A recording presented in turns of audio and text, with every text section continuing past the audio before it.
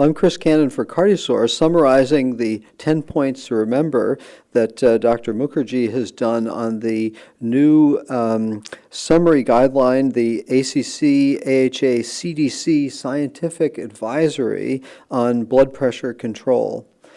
Now, this is the follow-up document that derived from the what would have been JNC 8, done as a scientific advisory to review what are the current state of evidence for managing hypertension.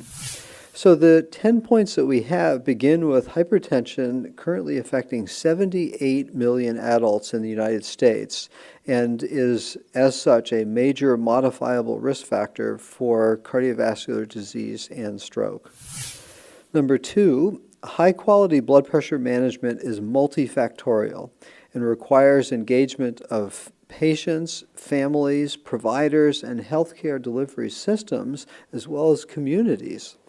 Now, this includes expanding patient and healthcare provider awareness, appropriate lifestyle modifications, access to care, evidence-based treatment, and a high level of medication adherence, as well as adequate follow-up.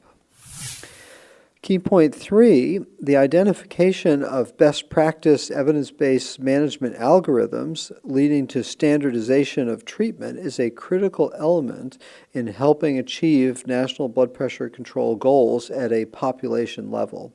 4, developing, disseminating, and implementing an effective hypertensive treatment algorithm is a critical part of a multi-pronged systematic approach to controlling hypertension, as it facilitates clinical decision-making, provides a default approach with proven benefits, and engages multiple providers in a coordinated manner.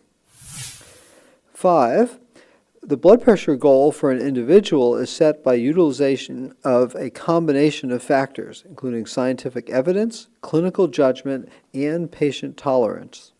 For most people, the goal is less than 140 systolic and less than 90 diastolic.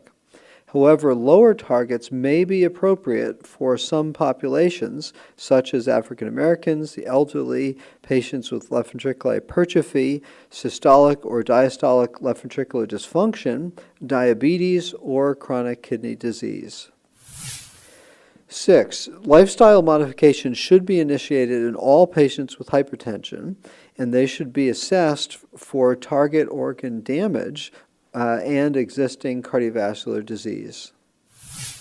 7, self-monitoring is encouraged for most patients throughout their care, and requesting and reviewing readings from home and community settings can help the provider assist the patient in achieving and maintaining good blood pressure control.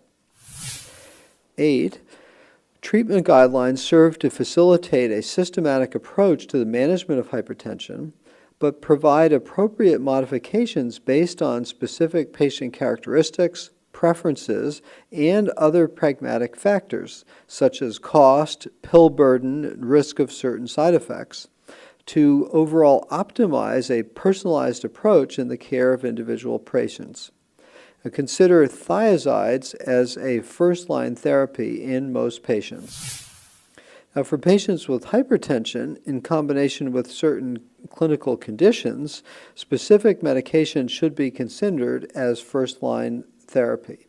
So as such, for coronary artery disease and patients post-myocardial infarction, beta blocker and angiotensin converting enzyme inhibitors should be considered.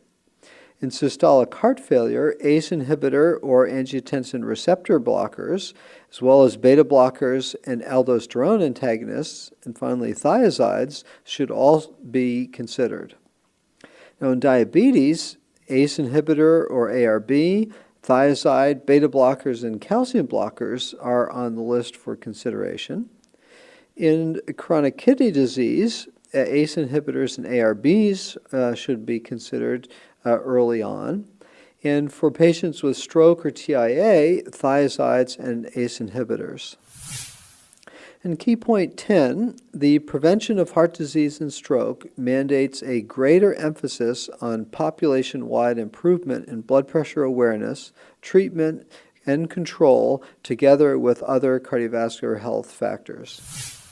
And so this is a long-awaited update, and I think sets a clear goal, but makes very good emphasis on the multifactorial nature of providing the care, engaging patients, and trying to tailor the therapy to individual patients. And so hopefully will it help us all improve blood pressure control for our patients. So for CardioSource, I'm Chris Cannon.